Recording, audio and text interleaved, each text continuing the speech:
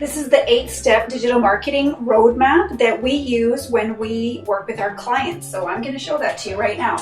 So first of all, we start off with marketing strategy, and that's defining what the campaign is going to be about. So whether you are working on a 3-month, 6-month, 1-month campaign, what are the messages that you're going to send to your target audience, and are you using those on your website, on social media, on your ads? You want to define the same marketing messages all over the place. The other thing that we do with the marketing strategy is we outline what social is going to look like. What's your 12-month marketing calendar? And then let's bring that down into a 3-month marketing calendar with a lot of details about what the information that you're going to be sharing. And I'm going to go into a little bit more detail about those later. Brand strategy. Brand strategy is all about your look. So have you defined the colors that you're going to be using? So for example, if your office is full of superheroes and then your website has nothing to do with that, you're missing that brand piece. And then does your social media also feature those superheroes? Do you have a consistent look so that when I see your post on social media, I look at your website, wherever I am, I know that it's you. And what happens there is that your target audience is going to start to think, oh, these guys are everywhere. I see them everywhere, because they start to recognize your brand. So that brand strategy piece is super important, and there's a way to strategically use it on social media. Smart SEO website. So once you've finished defining what the message is, what the roadmap is for communicating it, you've got your look. Next, you want to pull that into some smart technology. So what does smart SEO websites look like? These are websites that use technology that follows the changes in Google's algorithm. So Google changes their algorithm about 600 times a year. You want to be using technology that changes not as many times, because that would be really expensive and kind of crazy technology. You want to use technology that follows those changes and makes it useful for you from a lead generation perspective. So what you're looking at is websites that do really well on page 1 of Google. You want to have fast loading sales pages so that when your visitors come to your website, they are converting faster. So it's all about getting people to convert as fast as possible.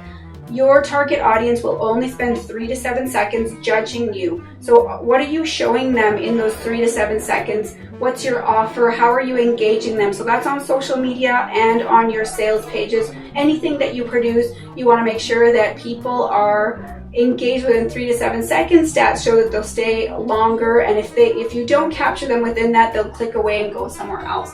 And finally, digital advertising. So digital advertising is setting up your campaigns the right way. If you're using Facebook, are you uploading your database and finding lookalike audiences? Are you using video and then retargeting video views? There's so many strategies, and you want to create something very robust in your digital advertising, because that's how you're going to get new traffic in. Are you doing split tests between different pictures, different videos, different content? There's some really great content strategies on how to leverage digital advertising. So here are the last 4 pieces of the 8-part roadmap. We've got content marketing, social media marketing, reputation management, and transparent reporting. So when we're talking about content marketing, what we want to think about is what information are we sharing with our target audience. We want to use the 80-20 rule, 80% valuable information and 20% salesy. So we have a formula that we use for our content marketing, and I'll show you that in a little bit later. Some of the things that you want to talk about are writing helpful articles. If you don't have any articles that you have written yourself, why don't you share other people's articles and then write down for your audience what you find helpful there. You want to talk a little bit about your team, what's unique about you and your team, and why are you different from your competitors. And if you're not that different, why don't you just showcase the personality of your team. There are strategies to do that. With content marketing, what you also want to do is look at videos. How can you make easy videos, some professional videos, some helpful videos to showcase what you do? And are you telling your clients stories? Those are some of the things that you want to do with your content marketing. As we outlined before, we have a calendar that you want to build and create a schedule for all that marketing that you're going to do. When we talk about content marketing, we also want to identify that email marketing is part of that. When people are visiting your website, you're capturing their information, and you want to be sending them valuable information back. So in our content marketing strategy, again, we always say this, the 80-20 rule, and you want to make sure that 80% of your content is valuable, whether it's your newsletter, social media, website, ads, all of that is part of that content marketing piece that you want to work really hard on, but very strategically so that it's manageable for the type of business that you have. Next, we have social media marketing. So let's take all of that content marketing that we outlined in this step here and move it into social media marketing. What does social media marketing mean? It's when somebody sees your feed and you have things going on in your feed. And you might say, well, I read that only 10% of my audience is going to see my feed. And that's totally fine. But when you get into digital marketing, which was our step before, you want to make sure that you have content in place so that when people see your ads, they go to your social media page, they see that you're an active participant, that you're actively sharing your knowledge, your information, and that you're really different from your competitors and the rest of the people in your industry in a good way.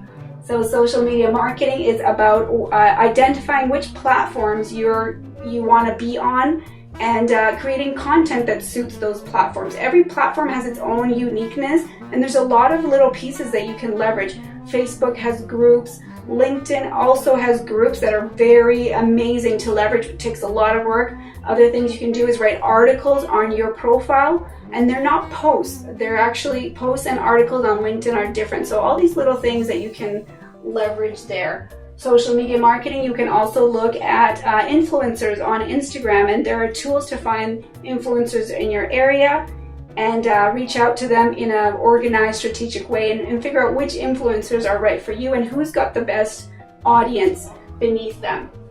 Reputation management. Have you Googled yourself and what are your reviews like? If you have a couple of negative reviews showing up and mostly positive, but those couple negative ones are at the top, you want to make sure and get strategies and get your fans or your happy customers to talk more about you. You need to encourage them. People usually only leave reviews if they're extremely happy or if they're extremely dissatisfied, but you want to get those people in the middle.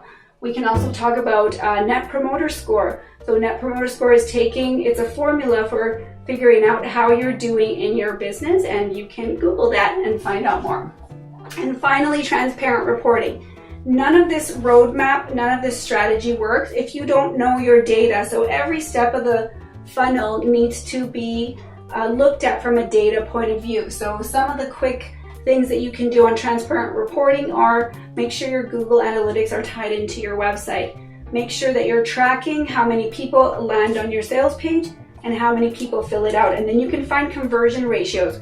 How many people are seeing your ads? How many people are clicking on your ads? How many people that click on your ads end up signing up to something? Those are all conversions that you want to track. From a website standpoint, you want to track how many pages people visit. 2 or more is a good place to start. How long they stay on the website, 2 minutes or more. The reason that we track those is if you're not doing a good job with your content, if it's not well organized, if it's not a good experience, people are going to come to the website, you're going to spend a ton of money on your ads, and then they're going to leave right away. And you don't know that.